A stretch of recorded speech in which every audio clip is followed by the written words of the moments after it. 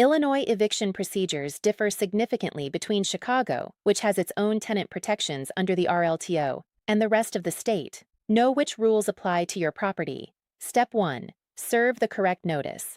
For non-payment of rent, Illinois requires a 5-day notice to pay or vacate. For lease violations, a 10-day notice to cure. For month-to-month tenancies or at-will situations, a 30-day notice to terminate. In Chicago specifically, the Residential Landlord and Tenant Ordinance imposes additional requirements. Late fees are limited to $10 per month on the first $500 plus 5% on amounts over $500.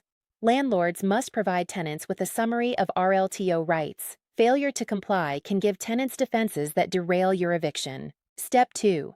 After the notice period expires without compliance, file an eviction lawsuit in the circuit court for the county where the property is located. In Cook County, this is the first municipal district in Chicago. Filing fees range from approximately $200 to $400.